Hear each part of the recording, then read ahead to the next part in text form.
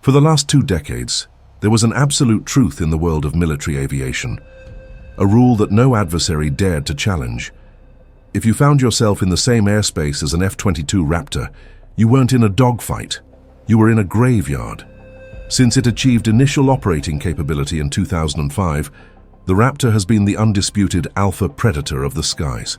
It was the first true 5th-generation fighter, a machine so advanced, so lethal, and so shrouded in secrecy that the United States Congress passed a federal law banning its export to any other nation.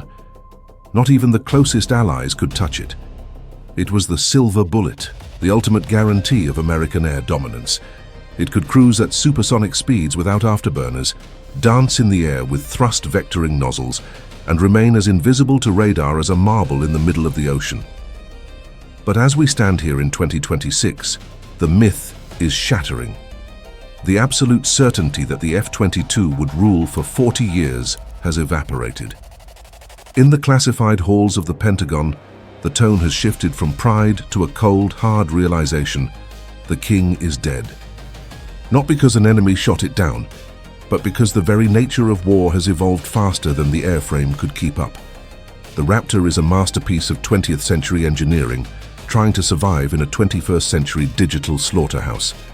And today, we are going to tell you why the US Air Force is ready to walk away from its most iconic fighter to make room for a monster that defies everything we know about flight.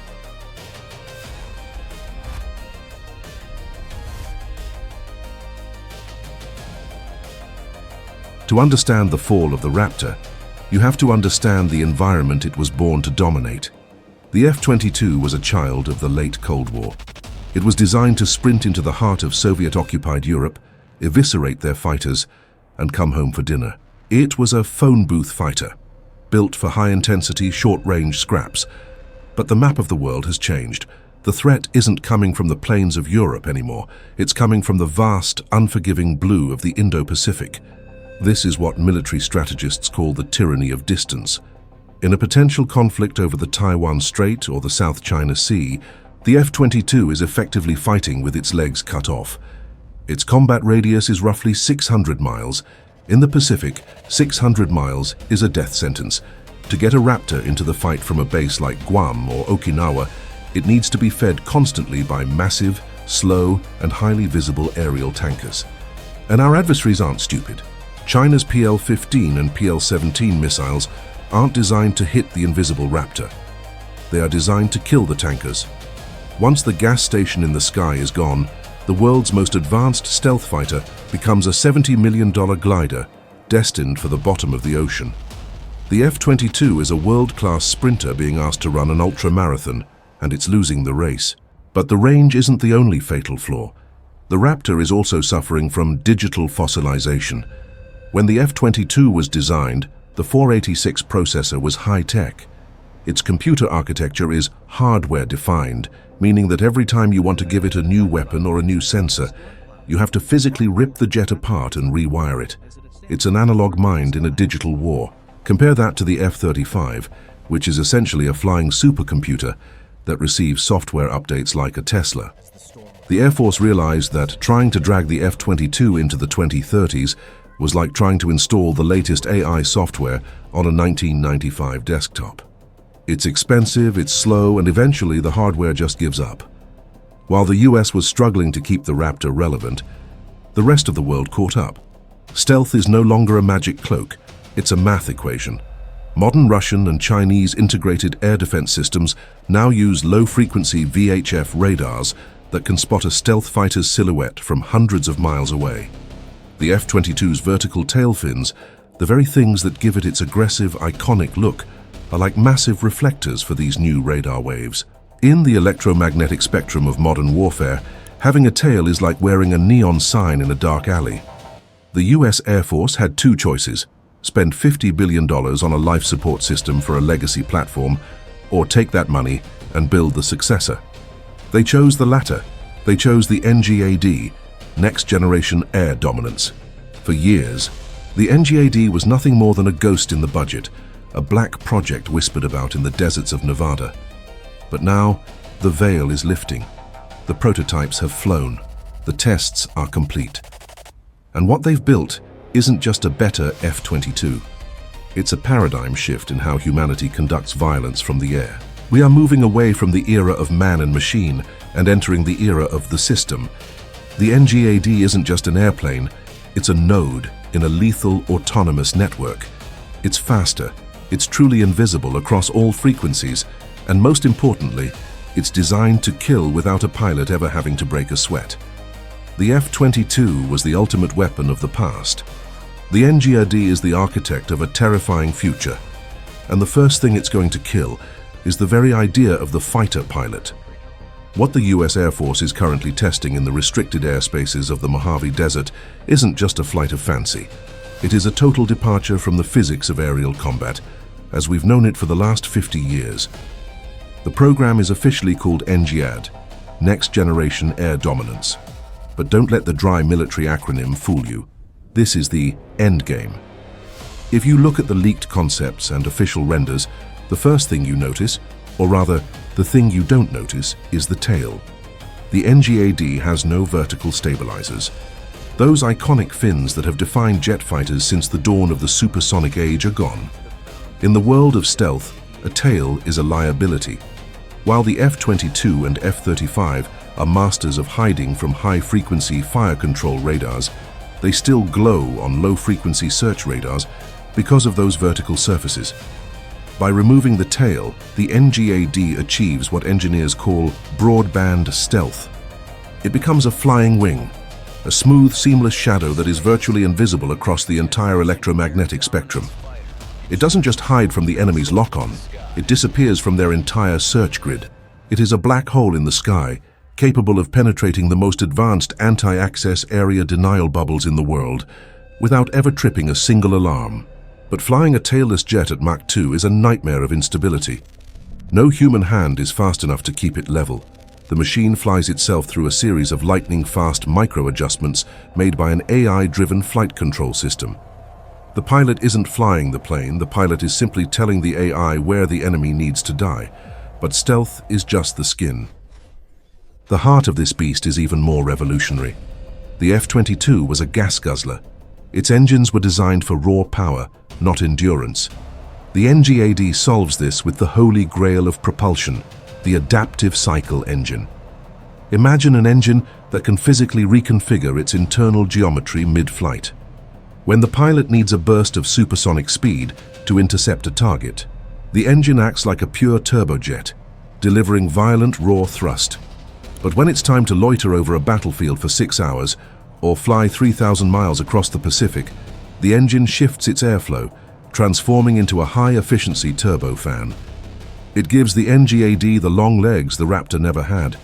It can take off from bases deep in the second island chain, fly into the kill zone, dominate the fight, and return home without ever needing to touch a vulnerable tanker. It's not just an upgrade, it's a cheat code for the laws of thermodynamics. And this is where we transition from high-tech to sci-fi nightmare. The NGAD is not a lone wolf.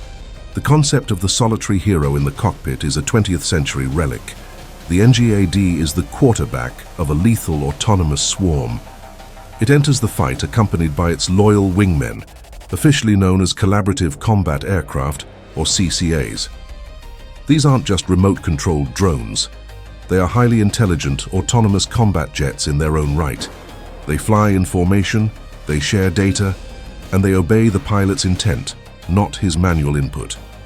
Picture this. The NGAD pilot detects a threat 200 miles out. He doesn't turn on his own radar, because that would be like screaming in a dark room. Instead, he whispers a command. 2 of his robotic wingmen accelerate ahead. 1 drone turns on its active sensors, illuminating the enemy and drawing all the return fire, acting as a high-tech sacrificial lamb. The other drone maneuvers into a flanking position. The pilot, sitting miles away in his invisible command center, simply watches the data fusion on his helmet-mounted display. He selects the target and authorizes the kill. One of the drones launches a long-range missile. The enemy dies without ever knowing there was a human in the loop. The CCAs are the pilot's shield, his sword and his extra set of eyes. They are expandable, they are cheap, and they are absolutely ruthless. This changes the very definition of a pilot. He is no longer a stick-and-throttle jockey sweating under 9 Gs of pressure. He is a battle manager. He is playing 3D chess at Mach 2, orchestrating a symphony of robotic violence, while his own aircraft handles the trivial task of flying. It's a distributed lethality that makes traditional air defense impossible. If you shoot down a drone, there are 3 more behind it, and the human brain of the swarm remains untouched, hidden in the fold of a broadband stealth wing. Of course, this level of God mode technology comes with a price tag that would make a billionaire flinch. Initial estimates put each manned NGAD unit at roughly $300 million.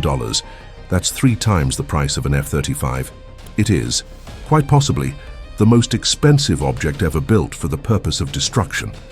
But the Pentagon isn't looking at the price tag. They are looking at the clock. They've watched China's rapid military ascent, the hypersonic missiles, the quantum sensors, the massive production of J-20 fighters. They realized that the F-22's unfair advantage was a finite resource, and the sand was running out. The NGAD is a multi-billion-dollar bet that American software, data fusion, and autonomous systems can overcome the raw mass of an adversary's numbers. It is a machine designed not to compete with the future, but to dictate it. But as we peel back the layers of this technological marvel, a dark question begins to haunt the halls of the Pentagon. With drones this smart, with sensors this precise, and with a price tag this high, why do we still insist on putting a fragile, emotional human being of flesh and blood inside the cockpit at all? The answer to that question is uncomfortable. In the cold math of modern warfare, the human pilot has become a biological bottleneck. An AI-controlled aircraft doesn't black out when pulling 20 Gs in a sustained turn. A computer doesn't feel fear. It doesn't get exhausted, it doesn't hesitate before pulling the trigger, and it doesn't have a family waiting back home. Human flesh and bone are simply the weakest links in the machine's kill chain. So, why does the NGAD still have a seat? Why spend millions on life support systems, oxygen tanks, and ejection seats? The reason isn't tactical. It's insurance. In a total electronic warfare environment, where satellites are blinded and data links are severed by powerful enemy jammers, a remote-controlled drone becomes a mindless brick. But a human being, sitting inside the machine, at the edge of the battle, is the ultimate processor that cannot be hacked. The pilot of the future isn't there to fly with his hands. He is there to ensure that the decision to take a life still has a human fingerprint. He is the moral insurance policy in the middle of a digital storm. But there is an inescapable melancholy in this transition. The F-22 Raptor was the peak of the romantic era of jet fighters. It was the supreme incarnation of man-to-man combat, the lone knight in the sky. Its symbolic death marks the end of that history. The NGAD isn't a knight, it's a system architect. It is cold, calculated, and impersonal. Many military experts believe this will be the last manned fighter the United States ever builds. It is the final breath of the human species in the cockpit before we permanently hand over the keys to the sky to the algorithms. The successor to the F-22 didn't come to save the legacy of aerial combat. It came to bury it and build a new world over the grave. The Raptor didn't fail. It was so good, so dominant, and so terrifying that it forced the entire world to change the rules of the game just to survive it. And now, ironically, those new rules have made the king obsolete.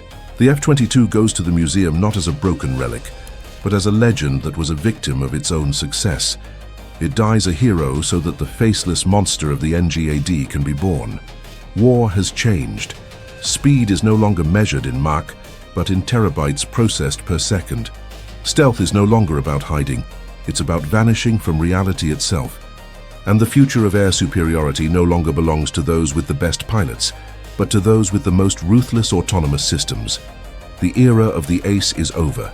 The era of the AI has begun. And that leaves us with one final question for you. If a global conflict breaks out tomorrow, and the survival of your nation depends on owning the skies, who would you trust to pull the trigger? A human pilot, fallible, emotional, but guided by a moral compass, or a perfect, cold AI that never misses but never feels? The Air Force has already made its bet, a hybrid of both. But what about you? Drop a comment below. Are you Team Human or Team AI? I read every single comment because I want to know if we are heading toward a new era of security or a Skynet nightmare. If you learned something new about the dark future of military tech today, smash that like button. It helps the YouTube algorithm spread this warning before it's too late. Subscribe for more reports on the machines that will define our tomorrow. The F-22 is dead. Long live the new king. Out.